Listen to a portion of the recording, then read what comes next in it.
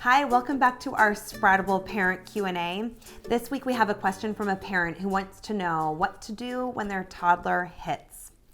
And let me just tell you, you are not alone. I don't think I have ever met a toddler who has not hit.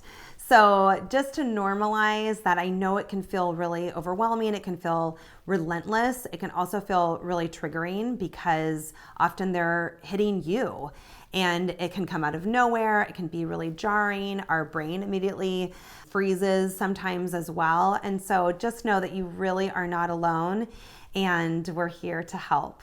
One important thing for toddlers is to, of course, understand that hitting is not okay. When the toddler hits you, you do immediately want to address it. Sometimes parents will try to ignore it, especially because toddlers can be really little or you're holding them on their hip and it can be kind of a light slap.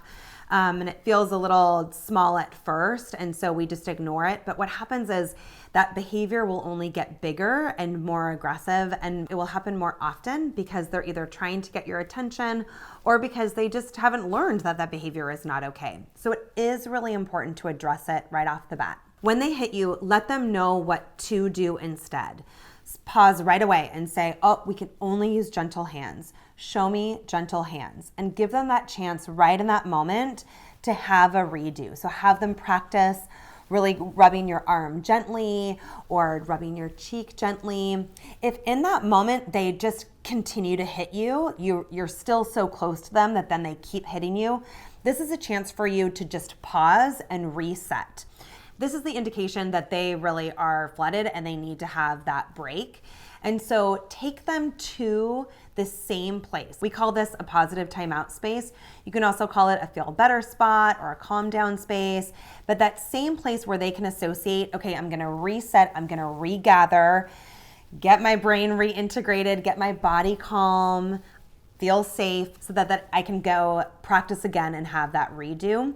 So it can be a formal space in their room. It can be a little cozy nook.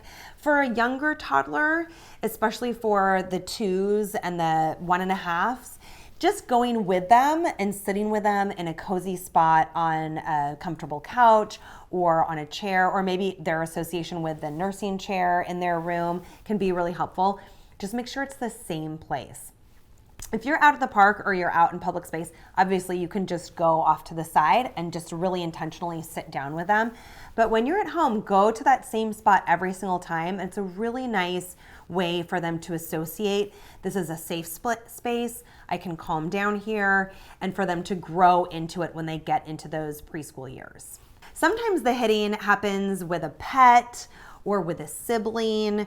And so you do want to give them that space immediately. You want to really attend to the dog or to the sibling and say, oh no, look what happened. You know, when you hit the dog, that hurts. So give them that moment to connect the cause and effect, to show on the brother, like, that hurts your brother, that really does hurt. So you're holding them and letting them see that really hurt them. And then you say, let's see how we can help them. Let's get an ice pack or check in with them. And then you're modeling in that moment. So you're modeling the gentle patting of the dog. You're modeling the care for the sibling.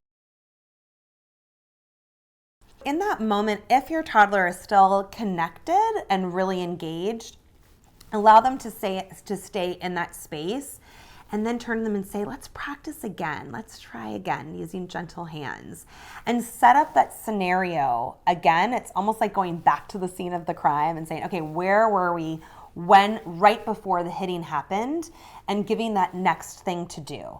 So giving them that other behavior, saying, can I play with the toy? If that's what led to the hitting with the sibling, for example, where they just went in and hit them so that they could take the toy, teach them what else to do. Walk them back over. Have the sibling recreate playing with that toy so that it really gets into that muscle memory of what they're supposed to be doing. And then with this comes rinse and repeat, rinse and repeat, rinse and repeat, where it just feels so relentless, I know, and necessary for them to practice, practice, practice.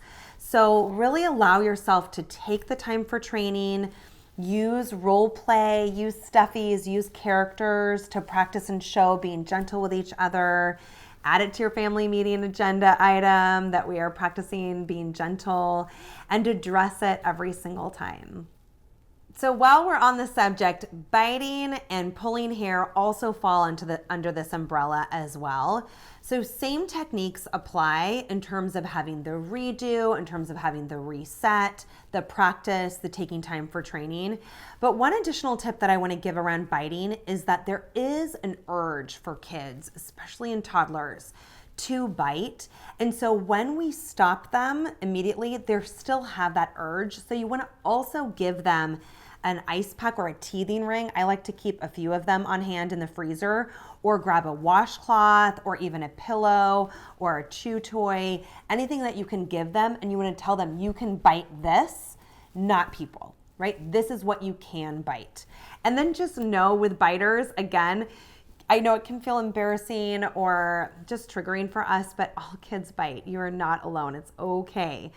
And knowing that if they are a biter, be on the watch out. Supervise, supervise, supervise. You know when they're about to go in, and just swoop right in immediately and just say, this is what you can bite. Just move them away immediately. Sometimes we want to just hope that it's not going to happen, and so we don't do anything, but you've got to intervene. So just get right in the mix, get them out of there, tell them what they can bite, have that reset, and then go back to what was just about to happen before they bit, what was triggering for them, and give them something else to do. Whether it's holding out a hand to ask for some help, or asking for a hug, or giving them a way to express their feelings, to say, that makes me really angry. Like, can I please have my toy back? So giving them that script or that action for what they can do that's socially acceptable. With pulling hair, same thing. You want to get in immediately. Toddlers get this real kind of death grip on hair. And so one trick is to put your thumb into the palm of their hand so it releases and opens up their hand without you feeling like you have to pry their hands open. And then same thing where you can tell them, that really hurts my body. I need you to be gentle, and having them reset and then try again. I have to say, you can see my hair. It is so triggering for me. And when my kids would pull my hair, it would truly bring tears to my eyes.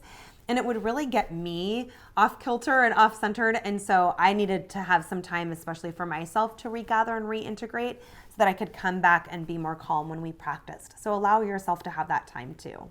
So thank you so much for writing in. This is such an important topic. It's relevant for all parents. You are not alone, and we will see you next time. Real moments are learning moments.